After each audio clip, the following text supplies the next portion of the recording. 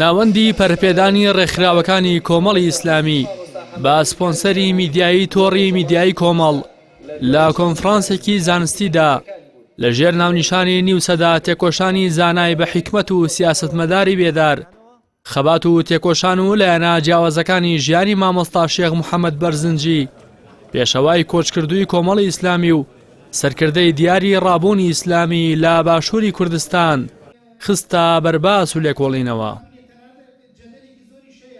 زارش کە هەڵدانەوەی لاپەڕێی ئەو پیا و کەسایەتی سیاسی و کۆمەڵایەتی بزانستیانەیە لە کوردستان هەتاوەکو بڕەو بە ئیسلامیەکی خۆماڵی بدەین بڕەو بە بایەغدان بە زانایانی خۆمان بدەین و کتێبخانەی کوردی و واقعی زانستی ئەمڕۆ ئێمە دەوڵەمەند بکەین بەسەر چاوە زارێککە واقعی سەحوەی ئیسلامی لەناو چوارچێوەی مزگەوتەوە بێنینەوە ناو قاعەکان و بیانێنە ناو پیاوە ئەکادیمیەکان زارێککە دید و بۆچوونیان بە خەڵکی ئاشنا بکەینەوە. سواس بەخوا تاکو ئێستا ئەم کۆنفرانسە ئامانجی خۆی پێکاوە.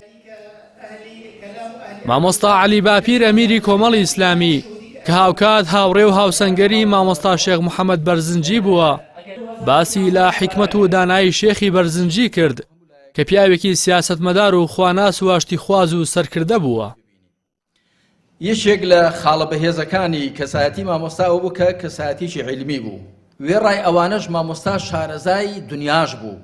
ئەم واقعی کە ئێستا تێیدا دەژین کە بەداخەوە زۆر جار خاڵی بێهێزی هەندێک لە زانایان ئەهلی مینبەر و میحراب ئەوەیە کە شارەزای واقعی خۆیان نەبوون بۆیە هەندێکیان بە ئاسانی کڵاویان لەسەر نراوە و بە مەبەستی دیکەی جا لە بەرنامەکەی خۆیان بەکارهێنراون و بەکاردەهێنرێن. مامۆستا پیاوێکی هۆشیار و بێدار بوو. لایەنێکی دیکەی کەسایەتی مامۆستا ئەوە بوو کە زۆر کۆمەڵایەتی بوو.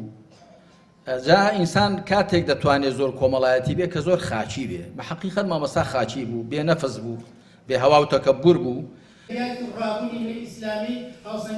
ئەبوبەکر کاروانی نووسەر و ڕۆشنبیر و سیاسەتوانی ئیسلامی ئەنجامدانی ئەم جۆرە کۆنفرانسانی بەرز نرخاند کە وەک ئەو باسی کرد مەڵۆیەکی باشە بۆ سەر خەرمانی ژیانی کەڵەپیاوانی کورد و ئاشناکردنیان بە نەوەی ئاییندا.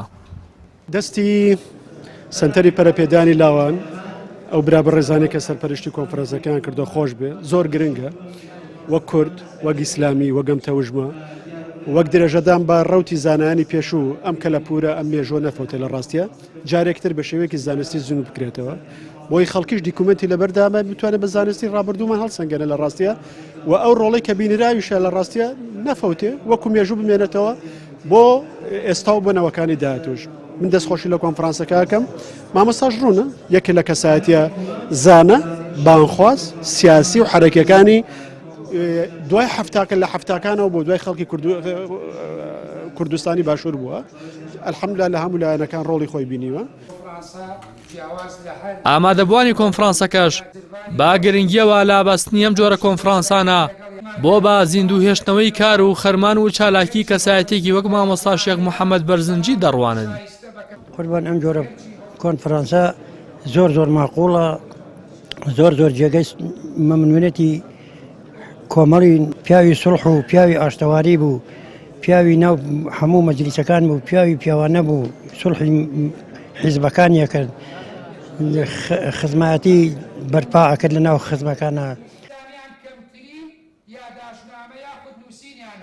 با ئامادەبوونی دەیان کەسایەتی و ژمارەیەکی بەرچاو لە هاوڕێ و هاوسەنگەر و بنەماڵە و شێخانی تەریقەت و سەرکردەکانی ڕابوونی ئیسلامی لە کۆنفرانسی مامۆستا شێخ محەممەد بەرزنجی نیوسەدا تێکۆشانی زانای بە حیکمەت و سیاسەتمەداری بێدار دوو پانێڵ پێشکەش کرا کە تێیاندا 6 توێژینەوە لە سەر لایەنە جیاوازەکانی ژیانی مامۆستای کۆچکرد و خرانە ڕوو. ئەمە بەدەر لەوەی لە فیلمێکی دۆکیۆمنتاریدا بەشێک لە ژیانی مامۆستا شێخ محەممەد بەرزنجی باس کرا. هاوکات لە کۆتایی کۆنفرانسەکەدا پوختەی توێژینەوەکان لە دووتوی کتێبێکدا بە دیاری پێشکەشی ئامادەبووان کرا. ڕاستی حەمامین کەناڵی ئاسمانی پەیام سلێمانی.